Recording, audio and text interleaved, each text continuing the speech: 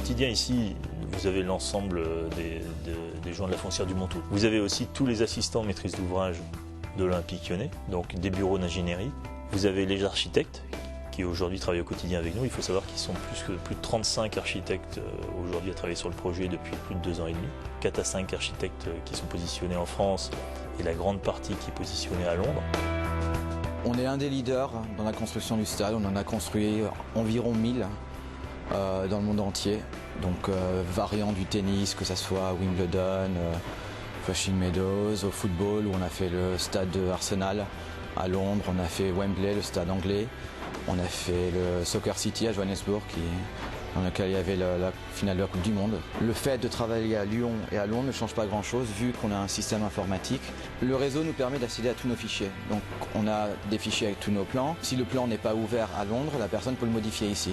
Ensuite, la prochaine fois que nous on l'ouvrira à Londres, on verra les modifications effectuées par la personne à Lyon. Depuis fin juillet, nous avons un protocole signé avec Vinci qui va donner lieu à un travail maintenant avec l'ensemble des équipes, les architectes, Vinci, l'Olympique Lyonnais, les partenaires de l'Olympique Lyonnais. On va travailler pendant 6 mois en phase projet pour détailler l'ensemble des plans. On va zoomer de plus en plus, donc ça va générer, on va rentrer de plus en plus dans le détail. Et donc il va falloir regarder au cas par cas. On essaye d'anticiper, en général on sait à peu près quels sont les sujets un peu délicats. Donc on essaie d'anticiper, et puis on dit bon là on va vérifier plusieurs fois.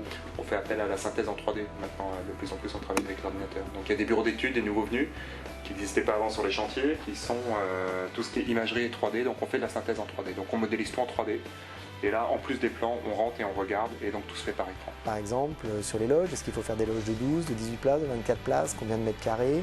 Est-ce qu'on met une arrivée d'eau dans les loges ou est-ce qu'on se limite uniquement à du réchauffe-plat? Voilà, on est dans ce point de détail, combien d'arrivées de prises électriques, combien de télé à l'intérieur du stade, on est de l'ordre de 300 à 500, mais le coût n'est pas le même si on est à 500 ou si on est à 300. Quelle taille des écrans, et puis il y a l'évolution technologique qui fait que ce qu'on va décider aujourd'hui, il faut faire attention que ce ne soit pas obsolète demain, dans 3 ans, à l'ouverture du stade. Ces salons d'entreprise et les loges ne sont que sur les parties latérales. Et la raison, c'est que derrière les buts, au nord et au sud, on a voulu créer une continuité de tribunes pour que les supporters de virage nord et virage sud puissent crier, se chanter l'un à l'autre, vraiment pour que, par exemple, on imagine un buteur ici, soit intimidé par cette forteresse, ce mur de son qui est face à lui. On entend souvent le président qui dit que le stade, c'est un lieu où le son doit rester à l'intérieur, donc il faut que le toit renvoie le son des supporters pour créer une atmosphère la plus importante possible. Et quand on a présenté ça il y a 10 mois aux supporters, il y a un supporter qui dit « Ok, très bien votre idée, sauf au-dessus du secteur visiteur. » Parce que tant que le secteur visiteur est juste sous les toits, on ne voudrait pas que leur chant s'entende un peu trop fort à l'intérieur de l'enceinte, donc il faut qu'on mette des matériaux absorbeurs de son au-dessus du secteur visiteur et réfléchissant plutôt sur les autres. Donc voilà, c'est des petits détails un peu marrants quand on discute avec tout le monde. Aujourd'hui, on a un projet exemplaire sur un certain nombre de niveaux, mais on est toujours à l'écoute.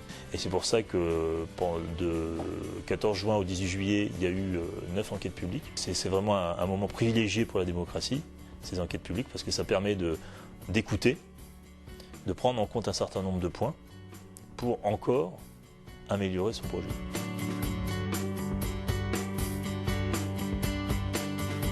Aux alentours de 15 octobre, les commissaires enquêteurs vont rendre leur rapport, ce qui va permettre, on va dire fin d'année, de voter la révision du plan local d'urbanisme. Actuellement, le zonage ne permet pas de faire un stade. Ce n'est pas seulement des terrains agricoles comme on l'entend, parce que c'est quand même une zone industrielle, mais on ne peut pas construire un stade, donc il faut réviser le PLU.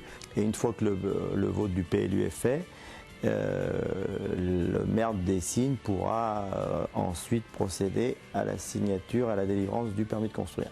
Une fois que le permis de construire est délivré, début 2012, on met la première pierre, on commence à travailler et à construire ce projet. Ce sera peut-être le Père Noël qui nous le portera dans sa hotte. C'est un beau projet en tout cas que ce Stade des Lumières, et en regardant comme vous, amis téléspectateurs et supporters de l'Olympique Lyonnais, et comme nous le signalait Basile également,